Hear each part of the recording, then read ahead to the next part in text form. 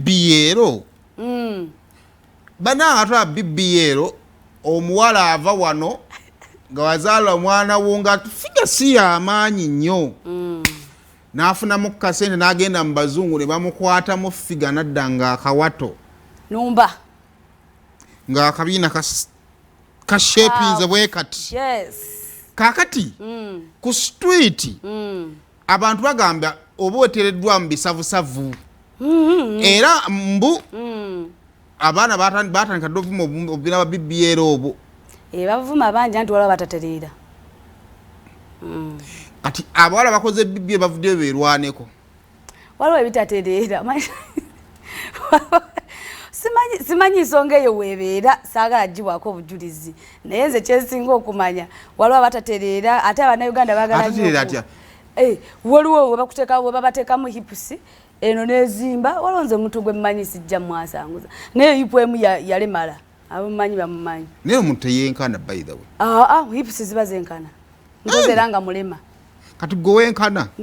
Nze tukikolere ddala kiveewo abantu tuveewo nga ansa. Ndi okay. Oli okay? Ndi okay. Kati tugezese tuveewo tulabe kuba kati nze wendi. Tukole BBL ya. Si BBL. Tulaba hipusi zenkana. Hipusi zenkana toyagala gazisa oti. Katwade ayimuka. Bakimanyisa abodda banda banga nyimiridde. Anga tubadde tunakyogerako mbaye tukikoleko mu kiveewo ekyo. Saymore vaako abakimanyi bakimanyi. Abali ku screen mulaba muti kiveewo ekyo nga tukoze ekitumazo kiti. Kaka. Waliwo omulala bamuyita Kisitu. Y'omu ku bakasitoma abapya. Bakasitoma. Yavuddeyo nga bwekyo ekifaananyi okiraba otya? Teeberezaamu nga muli mu ka vacation ng'ayambadde ka thong on a yacht. Vacation nekola kino olwo n'asasula. Era nsigala. Sakola we yali afaanana before wali eri mu black. Kwoyo n'oli. Owa before nza bannaye ndaba ali okay. Ekibasito. Akabasito bulamu. That is life.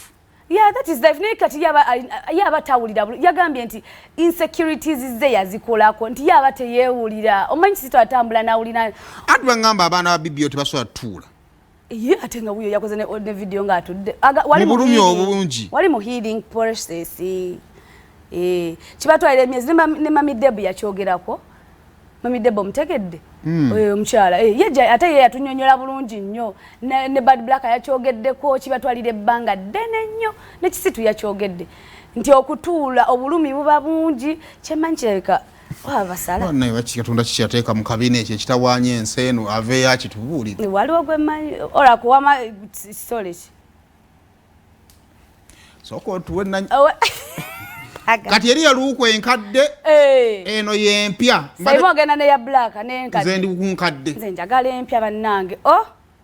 Bwetulaba ng'oli omukadde alina buli mubiri gweyawudde bulungi. Gweyawudde gutya olabako akabasito bambi we kaali. Bannaaye akabasito yazaala kaalabika. Ekyo sikikakasa kuba takyogerangako. Gw'omubiri gutugambye. Gw'omubiri gweyogeredde nti bannange. Yazaalako abaana akabasito. Agamba ki mutuwe? Nanoonya ssente ne nejjako insecurities nali nnyina ku mubiri gwange. Ate nga nkimanya abawala abasinga okubeera mu comment section zange. Mwenna muli awo, most of you muli mu situation nange gye nali mbaddemu.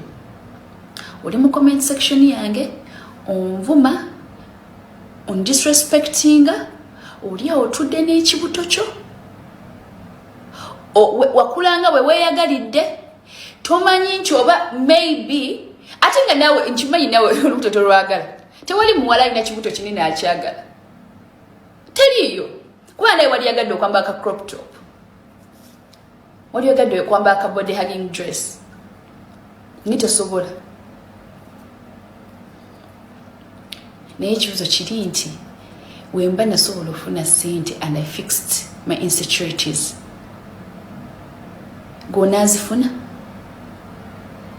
ekintu kyentwalanga artificial kyekintu kati nga bakutaddemu nga silicone ngobadde tolina fats ne bakuteekamu silicone ekyo kunze that's my own opinion kyentwalanga artificial but ekintu nga BBL nkitwalanga oba like fixing your insecurities in a way nti bakwata fats zo ne baziteeka wa woyagala oba ne bazijjamu ne bazisuula. Kati I feel like social media abantu abasinga they tend to nga bwe nagambe they tend babe ababulinga abantu mu BBL mu wakola BBL so they feel bad. Me, I'm not gonna feel bad. I am not gonna feel bad because I prayed to God about it. I told God nina olubuto luno. Je bannaye nedda Momboze badde etambudde bulungi paka God bwayingiddemu. Teri kitu kibaawo nga Katonda takirimu. Sente ze yazijjawa.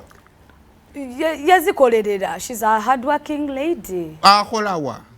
Ajja tunnyonnyola. Kisitu akolawa. Ajja tunnyonnyola. Wabaka bajjodde. Ne bannange. Naye ng'ensonga za Kisitu zaayogedde ezimu ntuufu. Abakyala basinga tebali happy na mbuto zaabwe. Ekirala okukola BBL kya bbeeyi nnyo. Kino njagala kitegeeza abaana abo bwala bali ku TV amakyago olunaku olwaleero nze mbategeeza. Mugenda kukolerera abasajja buli kimu mu kikole. Muzannyire ku mubiri ogwo naye nze nkukakasa oyina emyaka 10 ekinene nnyo 15. 15 wala. Olina emyaka 10 kakati gwe bala ku 10 wakatambula kemeka. From myaka 10 oba otwesibako bwesibi. Mazima. Era messages oba oziwulira Saymore kakati ennaku 2 tompereza ku message kiki. Kubanga oba okuze nga waliwo abaki abato. Nendoza wokola BBL tokaddiwa. Ani akulimba? Osigala otyo. Nani kwadde example y'omu ku bakyala beefuddeko neera omusanga. Nga kakasa nti ono emyaka gimuyise muso byonna mu bikole naye oyina emyaka 10. Kale no fena ekintu twekoza basajja so nze wenkirowolezaako bwetyo ng'amafaaki so akatugenza okumaliriza nga Bakisitu bafa basajja katugende tunoonye ssente mukwane bino ebyembuto nze mbuuza olubuto luyiika wawawo ensonga ate ensonga eyo nkulu nnyo buli musajja yenna ate appreciatinga lubuto olwo kitegeeza alina kyakwagalako ate ng'olubuto otalulina mu mukono kati mufube nnyo okulaba nga musigala ku basajja ababayiye embuto alinamu omukono ku lubuto naye gwe eyakuyiwa olubuto omanyi gyali ojja ozungira mu bataaluyiwa siibe bulungi